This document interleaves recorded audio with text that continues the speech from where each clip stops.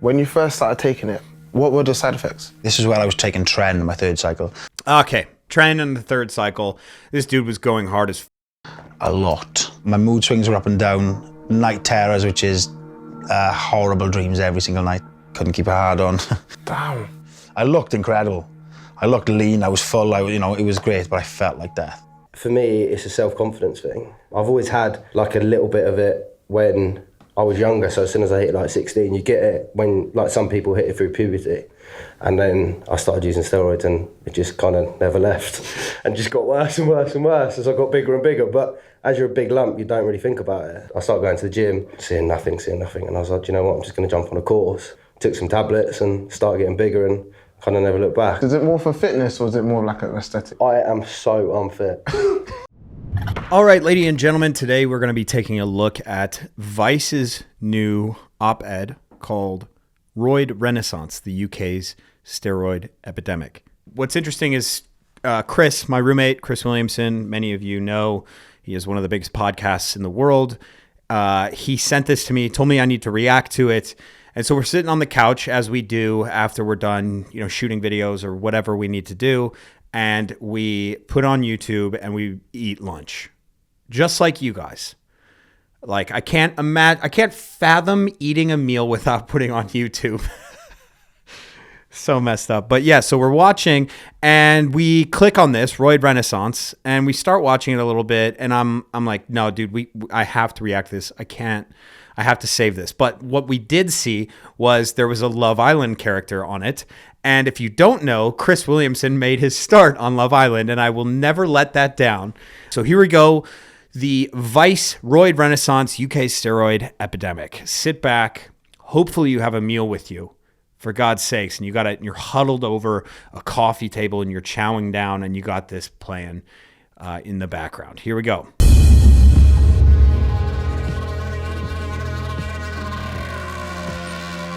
Oh, so this is like a drug series, High Society. An estimated 500,000 young men in the UK are addicted to steroids. In fact, the Class C drug is the second most used drug after cannabis. Mate, so when you train, I've never done it. the pump is on. James. Oh, James is one of my good friends, man. Okay, let's keep going. Real. But steroids come with some pretty alarming side effects, including liver and kidney failure, We've got a lot of medication for the heart failure and the heart attacks. as well as mood swings and increased estrogen, which results in men needing breast reduction surgery. I want to take a look inside the steroid epidemic, from the dealers selling it to the young men taking it. Why is a generation of young men getting hooked on roids? I'm just outside Cardiff, in the valleys right now, and we're about to see Tom Powell. If he sounds familiar, it's because he was in season 2 of Love Island. He's been so this is openly the taking Love Island steroids for guy. a number of years now. Did you still think there's like bad connotations with steroid use and like the whole stigma of your balls will shrink? That's not stigma, that's fucking true. Oh. Yeah, my balls are tiny. Well, my balls are pretty small. He uses his platform to teach young men how to take them safely. Tom, take me back. What was your physique like before steroids? Back in school, I was a chubby little kid. So for years I was, till I realised girls don't like fat guys. When did you start taking steroids? 5 months after Love Island. Was being on camera, did that affect how you saw yourself? Yeah, I felt pressure to stay in shape more. It wasn't the reason why I jumped on steroids. It was a contributing factor. Obviously, I wanted to look good all the time because you're constantly in the public eye. Okay, so this is crazy. Like, if we look at him right here, paused on this picture where he's being bathed by women, he looks great. He looks incredible. The need to take steroids after something like that really sucks, man. For real.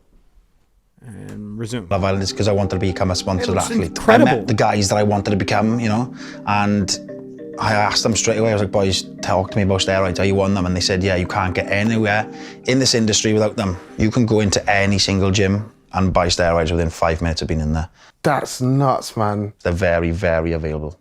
So what's the biggest you've ever got? 120 kilos lean. 5-6 years ago when I first started taking steroids, I wanted to be these, topless influencers that were shredding. I wanted to be that. And now I realized that that was the wrong way to go about it, and that's not what the fitness industry should be. I take TRT now, which is called testosterone replacement therapy. It's a very low level of testosterone. It's not for muscle gains, it's just for replenishment of me. I've actually got a job now, if you want to see it. Oh, yeah, of course, yeah.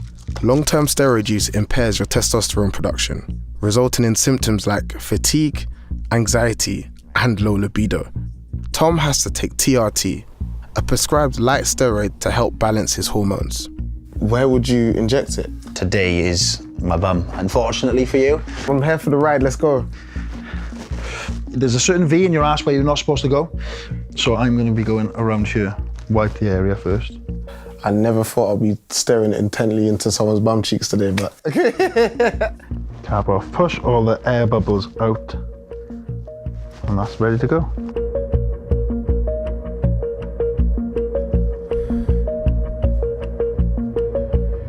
There we have it. New alcohol So wipe. one thing I want to talk about is like these guys who finish doing, pretty serious cycles, with compounds and high doses of testosterone. Do they never, ever want to take the chance of trying to live life naturally? There's one guy off the top of my head who has pretty much gone cold turkey and he's living a good life. And that is Pete Rubish. Pete Rubish used to be a massive power lifter with incredible numbers, and he is completely natural now. But I know a lot of guys who have done serious cycles who have said exactly what this guy has said. It was the wrong way to go about it, but now I'm on TRT for the rest of my life. Is it just impossible? Like, maybe there are negative side effects, but is it just like, is it a toughness? Is it like something that they don't want to go through? I'm genuinely curious. I would love to hear the arguments about like, yeah, you can do it. You can go natural. Like, it's going to take a while to get your natural testosterone levels back, and you might not get them back to where they were before, but I don't know. I find it hard to believe that it's just impossible to live life without TRT once you've done a serious cycle of drugs. Wipe all around the area. And that is all done. And that didn't hurt? At all. When you first started taking it, what were the side effects? This is where I was taking Tren, my third cycle. Okay. Sorry, I had to stop it. Tren in the third cycle, this dude was going hard as fuck. I mean, I think, Tren is the if not the most powerful anabolic that one can take, and it definitely will shut you down. I think it kind of just works like the more intense the compound and the more you take, the less likelihood that you're going to get any semblance of testosterone or natural production back. Resume. So I had a lot. My mood swings were up and down. Night terrors, which is horrible dreams every single night. Couldn't keep a hard on. Damn. I looked incredible. I looked lean, I was full, it was great, but I felt like death. You did something mad recently, like you were having a surgery and then you live streamed it? Yeah, I had gyno surgery. Gyno's a build-up of estrogen behind the nipple. I'm estrogen sensitive, so when I was taking steroids, my estrogen built up and stuck behind my nipple basically, and it was causing pain. Why did you live stream it, bro? Yeah, I think it's cool that he's raising awareness and talking about it in this way. I think, there's glorification of taking steroids lately, and this like lust for openness that I think commonly people were, the way that they talked about steroids was just be open about it. Just be open about your use. The problem is, and I've said this before, if The Rock or whomever is open about their steroid use, it will absolutely kind of allow for kids to start taking it. Like, as much as he wants to warn them, he's a billionaire and he's the most famous person on earth. People are going to want to start taking testosterone. So I don't know. I think it's cool that this guy is saying, hey, this shit sucks, man. It fucking sucks. I wonder if they end up asking this, if he would have taken it all back. Because honest to God, looking at him, you know, he looked incredible right after Love Island, if that's when he was last. I'm trying to enlighten people about the use of steroids. Bodybuilding, they get so shredded, they lose their sex drive. And we, as a community, epitomise these people with six packs. And actually, these guys are so not healthy. Women lose their periods for life sometimes, not just a couple of weeks, just by doing a couple of bodybuilding shows, and people don't realise this. Let's say I'm This guy's a great. young person trying to get into the fitness industry and I want to be the next gymfluencer. Would you advise me to take steroids? Find your own path. I wanted to be in the industry so much. I listened to what anyone else did. Do your own journey. Thomas suffered numerous side effects from his years of steroid use, including having to do breast reduction surgery as a result of gynecomastia. The surgeon who performed Tom's operation, the self-proclaimed king of gyno, Dr. John, warns that tens of thousands of men are now at risk of needing the surgery due to steroid use. How many gynecomastia surgeries would you say you do in a week due to steroids? I do about 2 to 3 a day. So if we say half of them are due to steroids, I mean, we're talking about 15 in 5 days, so about 7 or 8 probably from steroid use. Wow. Why are you getting this done? Like, everyone I speak to, no one notices it on me. But for me, it's a self-confidence thing. I've always had like a little bit of it when I was younger, so as soon as I hit like 16, you get it when like some people hit it through puberty. And then I started using steroids and it just kind of never left and just got worse and worse and worse as I got bigger and bigger. But as you're a big lump, you don't really think about it. But if you go into places like Ibiza and Marbella and stuff like that and you're taking your shirt off and you're surrounded by other people that do steroids that haven't got it, people notice it. Talk us through your steroid use. When was the first time you started taking it? 18. 18? Yes, I've been on and off it for 10 years. I started going to the gym, seeing nothing. And I was like, do you know what, I'm just going to jump on a course. Took some tablets and started getting bigger and kind of never looked back. Is it more for fitness or is it more like an aesthetic? I am so unfit. Honestly, at my biggest, I was about 17 and a half You know, stone. pause it right there. Kudos to these guys for being just honest. You know, it has nothing to do with fitness. It has nothing to do with health. It has nothing to do with longevity. It's pure aesthetics. God damn, this is brutal, man. Okay, here we go. I couldn't walk upstairs. Like, generally, my breathing was terrible. I was just carrying so much excess weight that I didn't need. It's never about like the fitness, it's about the recovery so I can get bigger and bigger. And when all your mates are sitting at like 70 kilos, you look like the biggest in the group. Yeah. And it's nice. It's a nice feeling. Are you still on steroids right now? Yeah. This hasn't stopped you? Nah. I think the problem is I'm so far into it now. And I wish I'd never started, but now I'm on it, it's too late. Yeah, so that's the I wish I had never started thing. And that's, I think that's going to be the theme for what I'm trying to get at here, is it absolutely an on and off switch? I would love to hear more stories about guys who have done risky amounts of steroids and have come off and have made it like, hey, this is my goal, to come back. Like, everyone's going to tell me how shitty it's going to be. Everyone's going to say how bad it is, but I don't care. I'm just going to go for it. Like, I would love to see more of that. That's why that Pete Rubish story is just so inspiring. All right, we're going to fast forward here to the steroid dealer part, because this is going to be interesting as shit. Here we go. I'm in an undisclosed location and I'm about to meet an international steroid dealer who makes steroids in his kitchen. Yo. Alright, what's going on right now? So basically, I add a solution of nandrolone or Deca. We've got the raw powder here. Put a couple of chemicals in there, and I'm just finishing it off with some seed oil. This is the carrier. This is the solution. Like, how do you get the right ingredients for it? Well, I mean, if you're buying it. Wait, so you're injecting seed oil? What?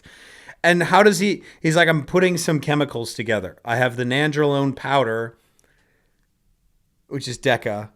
This is crazy. Okay. I could watch like 2 hours of just this, how the steroids are made.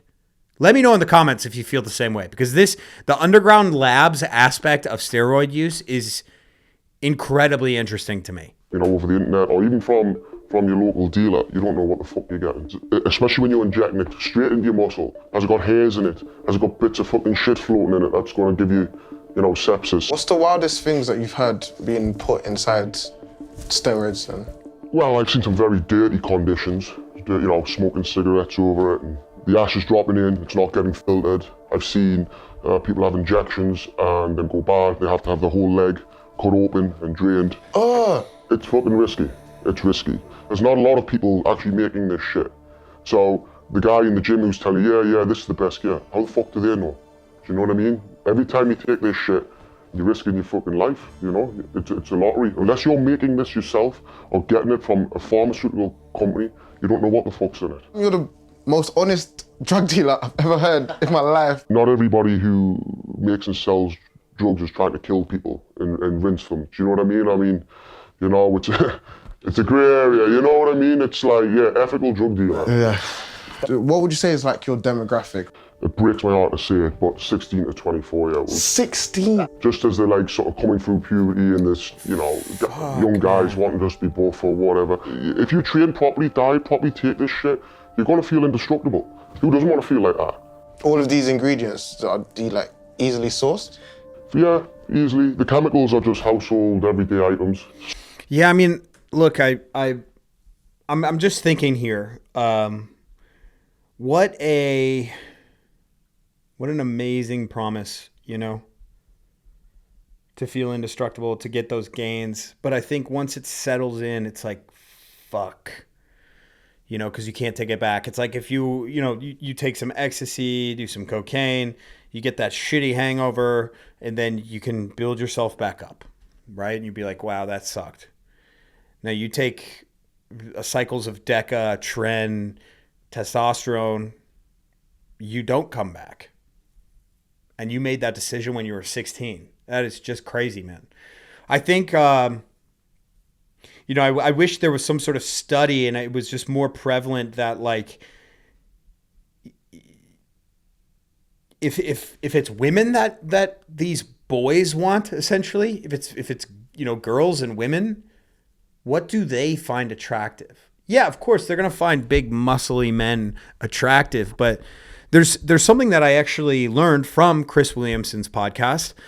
There was a dating expert. Basically, he was a data analyst, and he was saying on dating apps that if you try and change who you are to look a certain way, you will not be as successful as if you just lean into exactly who you are. The girls that will like you because you look like something else will only like you partly, right? They'll like you a little bit, but maybe not as much as the other guy. The girls that like you because of who you are, because that's genuinely who you are, they're going to like you a lot. And I think, if you're trying to be something else, muscly, big, jacked dude, that might occur. Whereas, the girls, the women, they might like you for who you are. I mean, we often talk about the swim bro aesthetic. That's kind of making this thing, the rounds here, where it's like the antithesis of the bodybuilder aesthetic, that women actually will prefer the guy who's pretty ripped, but just not jacked. And I think that's a natural body. Yeah, that can have its issues in its own right. There are definitely eating disorders that come with being a male. Maybe it's less prevalent than women have it, but I don't know. That seems like a much more healthy outlet. It seems like the lesser of two evils. Let's carry on. Sourcing the raws, you have to order them from abroad, get them shipped in, and that's the riskiest part if customs sees it. But that's all they'll do. But the risk reward, if you compare it to other drugs, it's insane the returns you can get. It wouldn't be uncommon for us on a bad month to make 50 grand and a good month to make 100 grand. On a bad month, 50 grand? Wow. So easy. There's filter paper on here, it's just a very fine membrane. If this is not filtered, you are for sure going to have big problems, okay? You're going to have gaping holes in your ass or in your shoulder or whatever with poison coming out. So this step is very important. So we've got here, finished product. I'll just do it by eye there. So now you've got your bottle. There it goes on. There you go, okay? This is nuts. And if you put a light through it, you should say it's clean, there should be no particles in there. That's a good tip actually. If you do buy gear, get a light on it. If there's shit floating in the gear, don't take it. Don't take it. So look, fuck, we're talking Underground Labs shit here, and that's good advice. It's genuinely good advice. This is such a weird philosophical discussion that I just like am not equipped to have. But like, you know, if you want someone to be a responsible drug user, whether it's like cocaine or ecstasy or whatever drug, party drug, and there's a bunch of fentanyl going around, give kids testing kits. Like, is that crazy of me to say? Does that encourage them to do more drugs? I don't know the answer, but like, it's gotta fucking help. I heard a story where somebody had some cocaine and it had fentanyl in it, and somebody gave them mouth to mouth, and that person who got mouth to mouth was in a coma because they got dosed with fentanyl just by touching the person. That person died. I mean, yeah, testing kits just to be like, oh no, don't do this drugs. This drug dealer is like, hey man, look at the shit you're buying. Look at it under a light. If it has specs in it, don't do it. Powerful shit. It's not to be abused, man. Like, So what would you say to any young person who's thinking about taking steroids? don't fucking take it, it'll ruin your life. No fucking teenage boy anywhere in this fucking world needs to be taking anabolic steroids unless they've got a real medical issue that, you know, that needs it, you know, like, but, I mean, kids taking fucking trend, come on, man. You're gonna fuck yourself up. You're gonna fuck yourself up, and you're not gonna come back for it. You look like shit. You can't fucking shag your bird. You can't, you know what I mean? You've got no interest in life. You know what I mean? It's like, do you really want it? Now, John is making 50 to 100,000 pounds a month from making steroids in his kitchen. Who's to say other dealers aren't doing the same thing, but worse? You don't know what they're putting in there just to try and increase profit margins. So a lot of steroids that are available on the market might be unsafe, and it could lead to definitely infections, septicemia, and you might even have limbs removed. It worries me that even the dealer is warning people not to take steroids. But for some athletes competing in the bodybuilding industry, they would argue that taking steroids is a necessity. Okay, every single athlete today, it will be their first time ever on a bodybuilding stage, so we do need to give them lots and lots of support. We have our first athletes ready, I believe.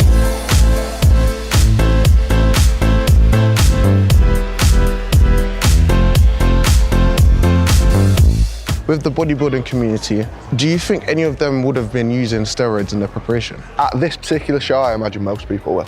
Oh, okay, so is it like an open secret with bodybuilding? Yeah, so there's two different types of federations. So FitX is a federation that doesn't drug test the athletes.